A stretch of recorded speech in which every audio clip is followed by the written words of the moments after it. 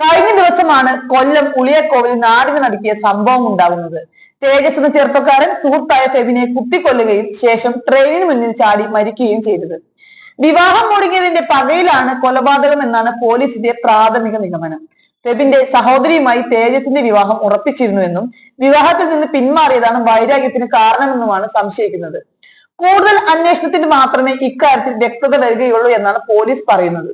മാത്രമല്ല, തേജസ് ലക്ഷ്യമിട്ടത് ഫെബിന്റെ സഹോദരിയാണോ എന്നും പോലീസ് സംശയിക്കുന്നുണ്ട്. കൊല്ലപ്പെട്ട ഫെബിൻ ജോർജിന്റെ സഹോദരിയും പ്രതി തേജസ് രാജും തമ്മിൽ മുൻപ് പ്രണയത്തിലായിരുന്നു. ഇവരുടെ വിവാഹത്തിന് കുടുംബങ്ങൾ തമ്മിൽ ധാരണയായിരുന്നുവെങ്കിലും പിന്നീട് ഫെബിന്റെ കുടുംബം തേജസുമായുള്ള വിവാഹത്തിൽ നിന്ന് പിന്മാറിയതോടെ തേജസിന് അവരോട് മുഴുവൻ പകയായി മാറുകയായിരുന്നു. ബന്ധം തുടരണമെന്ന് ആവശ്യപ്പെട്ട് യുവതിയെ പലതവണയായി തേജസ് ശല്യപ്പെടുത്തിയത് വീട്ടുകാർ വിലക്കി. ഇതിനുള്ള വൈരാഗ്യം യുവതിയുടെ സഹോദരനെ കൊലപ്പെടുത്തി തീർക്കുകയായിരുന്നു. പെട്രോളുമായി തേജസ് രാജ് വീട്ടിലെത്തിയത് അവിടെയുള്ള എല്ലാവരെയും കത്തിക്കാനായിരുന്നു. പക്ഷെ ഫെബിനും അച്ഛനും തീർത്ത പ്രതിരോധത്തിൽ അത് നടന്നില്ല. സൗഹൃദം ഇല്ലാതായതും വിവാഹം മുടങ്ങിയതിലുമുള്ള വൈരാഗ്യമാകാം തേജസിനെ കൊലപാതകത്തിലേക്ക് നയിച്ചതെന്നും പോലീസ് സംശയിക്കുന്നുണ്ട്. എന്നാൽ പോലീസ് ഇക്കാര്യം പൂർണ്ണമായി വിശ്വസിച്ചിട്ടില്ല. കൂടുതൽ അന്വേഷണത്തിൽ മാത്രമേ കൊലപാതകം സംബന്ധിച്ച് വ്യക്തത വരികയുള്ളൂ എന്നാണ് പോലീസ് വ്യക്തമാക്കുന്നത്. കൊല്ലം ഫാത്തിമാത കോളേജിലെ 2ാം വർഷ BCA വിദ്യാർത്ഥിയായ ഫെബിൻ ജോർജാണ് കുത്തേറ്റ് കൊല്ലപ്പെട്ടത്. തിങ്കളാഴ്ച വൈകിട്ട് 6:48 കൂടിയാണ് വെളുത്ത കാറിൽ ഫെബിന്റെ വീട്ടിൽ തേജസ് എത്തുന്നത്.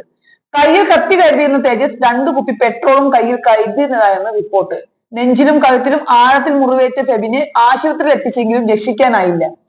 ആക്രമണം തടയാൻ ശ്രമിച്ച ഫെബിന്റെ പിതാവിനും ഗുരുതര പരിക്കുണ്ട്. വാരിയെല്ലിനും കൈക്കും പരിക്കേറ്റ അദ്ദേഹം ഇപ്പോൾ ചികിത്സയിലാണ്. പർദ്ദ പോലെ തോന്നുന്ന കറുത്ത വേഷം ധരിച്ചെത്തിയ തേജസ് കൊലപാതകത്തിന് ശേഷം ട്രെയിനിന് മുൻപിൽ ചാടി ആത്മഹത്യ ചെയ്യുകയായിരുന്നു. പഠനത്തിൽ മിടുക്കനായിരുന്ന കൊല്ലപ്പെട്ട ഫെബിൻ തോമസിന് നാട്ടിൽ കാര്യമായ സൗഹൃദങ്ങളില്ലായിരുന്നു. കോളേജിലെ തർക്കമാണ് കൊലപാതകത്തിന്റെ കാരണമെന്നാണ് ആദ്യം പ്രചരിച്ചത്. ഫെബിനുമായി ബന്ധപ്പെട്ട് നേരത്തെ ഇത്തരം പ്രശ്നങ്ങളൊന്നും ഉണ്ടായിട്ടുമില്ല.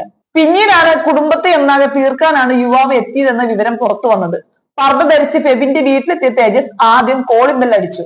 ഫെബിന്റെ അച്ഛനാണ് വാതിൽ തുറന്നത്. അദ്ദേഹത്തെ ആക്രമിച്ച പ്രതി ശബ്ദം കേട്ട് ഓടിയെത്തിയ ഫെബിനെ കുത്തി വീഴ്ത്തുകയായിരുന്നു.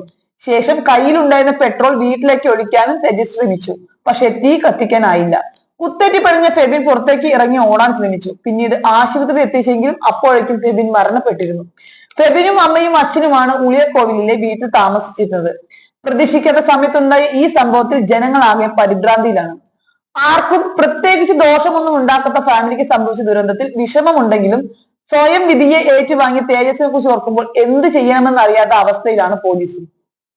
അരുംകൊലയ്ക്ക് ഇതൊരു അവസാനമാകട്ടെ എന്ന് നമുക്ക് ആഗ്രഹിക്കാം.